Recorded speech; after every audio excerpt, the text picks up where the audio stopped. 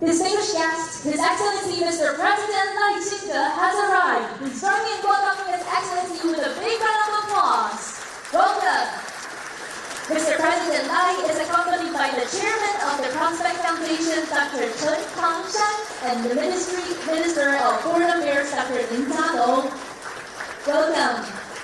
Thank you all for joining us today at the Catalan Forum 2025 Indo-Pacific Security Dialogue. Welcome.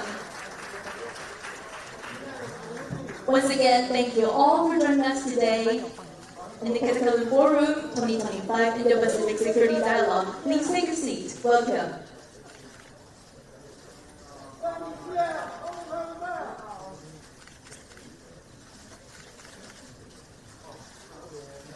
Thank you so much once again for joining us today in the opening ceremony of the Catalan Forum 2025 Indo-Pacific Security Dialogue. Welcome.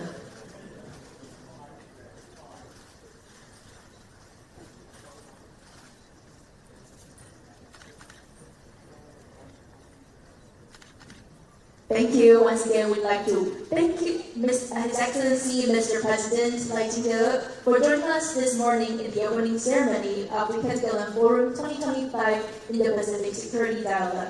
Joining us today, we also have the Chairman of the Prospect Foundation, Dr. Chen Tangshan, and Minister of Foreign Affairs, Dr. Lin Jialong. Thank you all for joining us. Please take a seat. Welcome.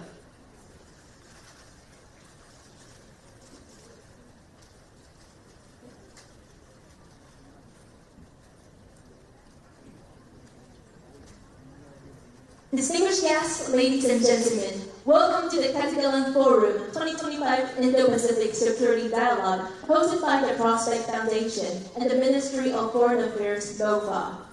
To begin, I'd like to invite the Chairman of the Prospect Foundation, Dr. Chen Tangshan, to deliver his opening remarks. Ladies and gentlemen, please join me in welcoming Dr. Chen Tangshan. Welcome.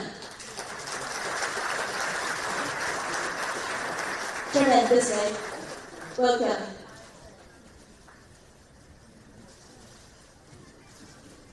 Welcome, Dr. Chen, for your opening remarks.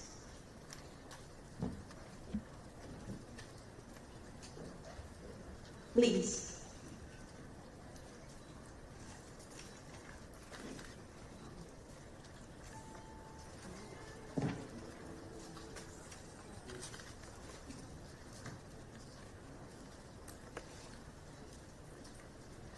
Good morning, Honorable President Lai Ching-te, Right Honorable Prime Minister Johnson, Mr. Lin Jialong, and Secretary General Mr. Upe Raju, President of the National Assembly, the ruling Ukrainian parliamentary delegations, Premier Kennedy, and all distinguished guests, good morning. We are very, very happy to welcome all of you to this year's Catalan Forum. As we have done over the year, we gather here today in Taiwan's capital, Taipei here, to address some of the greatest challenges of our time. As wars old and new, ranging across continents, and as new iterations of threats increase risks to our security, I think it's very essential that we take stock of this state of opportunity of our world, and just as important that we look for solutions. This is crucial to ensuring a prosperous and secure future for humanity. and for the preservation of the values that define us, and the countries that we represent here today or in fall. It warrants repeating that as the global security environment becomes increasingly complex, Taiwan is a frontline nation. In all the issues that we will be discussed today, Taiwan is a target. This is very important that we keep in our mind. It is a target. I say Taiwan is a target because of its geographical location and because of its the significance of its geopolitical importance. And also it is a great target because I believe it's a democracy, because Taiwan is a democracy, so it's a target. Consequently, Taiwan can also and must also play a role in finding the solutions that we need collectively to meet the challenges head on. But none of this one can be accomplished by one state alone. However, and that is why we have here today with us a great number of distinguished guests and leaders in their respective fields. Three key topics will be featured in today's discussions. Number one, the geopolitical security landscape in the Indo-Pacific. And number two, countering hybrid warfare and strengthening whole of society defense resilience. And number three, the impacts of economic, technological, and industrial diplomacy on international politics. So those are three important topics that we'll be discussing today. We understand our is a really rapid changing world, and the various of time and politics compels us to be on the lookout for new threats, new responses, and of course, new opportunities. But in order to do this, we need to clearly identify our opponents, the means by which they seek to undermine and defeat us, and the ways by which we can respond, we can mitigate and counter these threats. So from the threat, we understand from the threat of traditional warfare to the use of new technologies, and from the stressful of conventional war to the dislocations of rapid economic transformation and technological advances. So this is a world that faces us today. If we put our minds together, I believe, as we are doing today here, and with a shared sense of mission, I'm quite confident that we can learn important lessons from all this and come up with a series of best practices that will allow us to prevail in what to many may seem like say that impossible task. And maybe that in dark times, but I believe we can penetrate through and we can do it. So I want to, on behalf of the Prospect Foundations and all our staff members and the friends from Ministry of Foreign Affairs, everybody here, to thank you again for being with us today. And I wish you all a day of enlightenment, constructive exchanges of ideas, and most importantly, renewed friendship. So once again, thank you very much for coming to this very important meeting. Thank you again.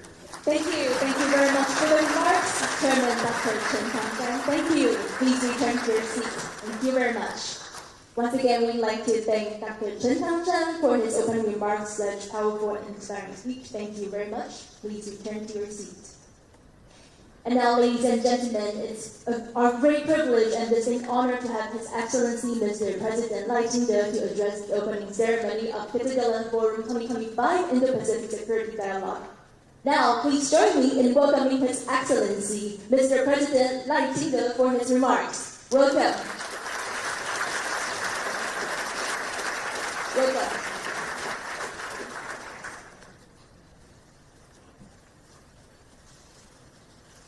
Prospect Foundation Chairman Chen Tang, former UK Prime Minister Boris Johnson, Minister of Foreign Affairs Li Jialong, former French National Assembly President Francois Rudy, experts and scholars from around the world, all the distinguished guests here today, good morning. This year marks the 9th year of the凯达格兰Forum. Over the years, this key platform has brought together government leaders, experts, and scholars from around the world for dialogue on all aspects of Indo-Pacific security. On behalf of the people of Taiwan, I sincerely welcome you all and thank you for joining us.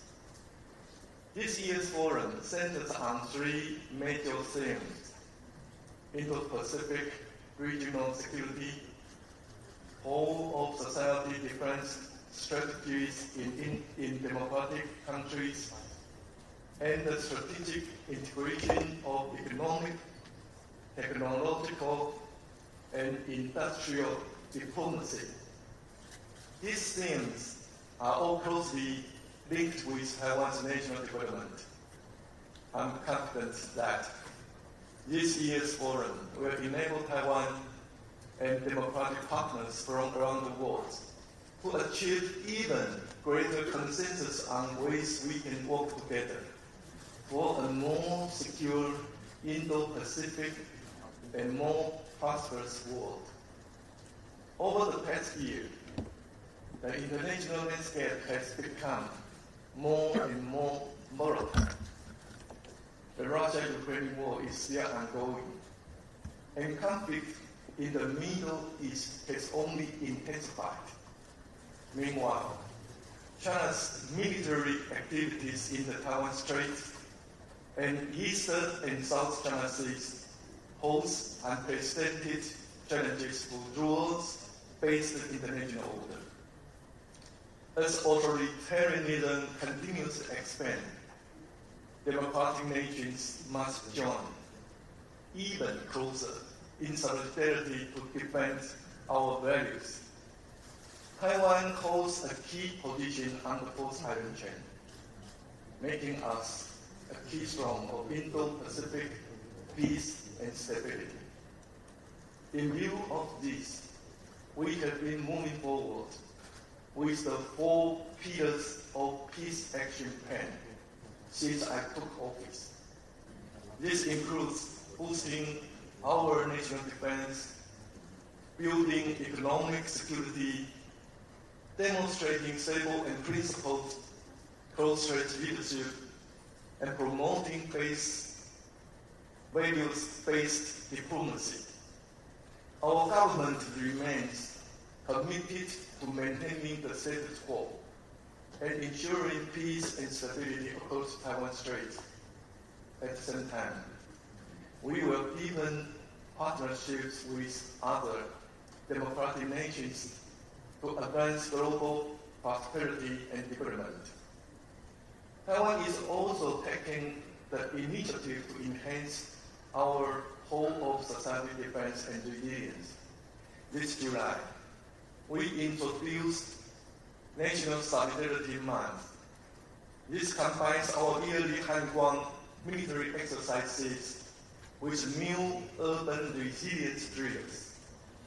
The initiative expanded civil participation and through military-civilian cooperation, helped verify the readiness of government agencies and people throughout the nation to address extreme situations. Alongside these efforts, we are continuing to reform and invest even more resources in our national defense. Next year's defense budget will reach a target of over 3% of GDP to boost Taiwan's self-defense capabilities. Taiwan will also continue to enhance its economic resilience and steadily advance its economic security, while we further deepen our economic and trade cooperation with other countries.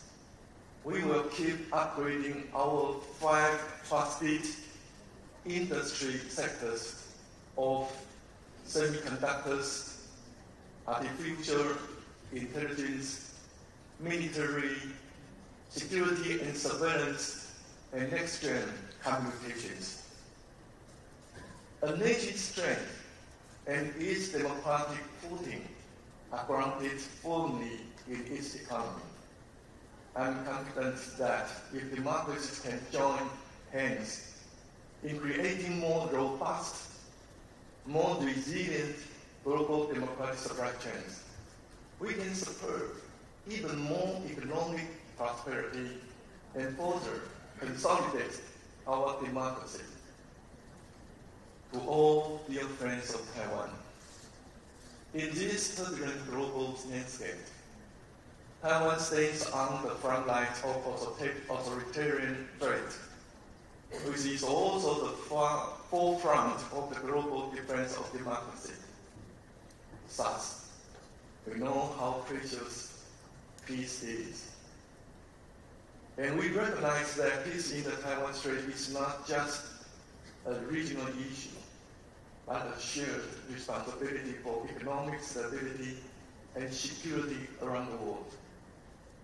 As a responsible member of the international community, Taiwan will stand with the world's democracies to face challenges, uphold the rules-based international order, defend peace through strength, and protect our hard-earned, free, and democratic way of life. Once again, thank you for participating in this dialogue and for standing with Taiwan. I wish you all lively and productive discussions today and a great stay in Taiwan. Thank you. Thank you. Thank you very much, Mr. President Lai, for attending the opening ceremony. And due to scheduled considerations, Mr. President has to depart from the forum. Ladies and gentlemen, please once again join me for a round of applause to thank His Excellency, Mr. President赖清德, for joining us this morning. Thank you very much. Many thanks to Mr. President Lai清德and all distinguished guests for gracing the opening ceremony of the凱達格蘭 Forum 2025 Indo-Pacific Security Dialogue with all of your presence. Thank you so much for joining us today. And now, ladies and gentlemen, please thank all our guests here today. Thank you very much, Mr. President, for joining us and giving us the opening speech. Thank you very much. Please once again thank Mr. President and all our guests here today. Thank you. Thank you very much for joining us. Thank you.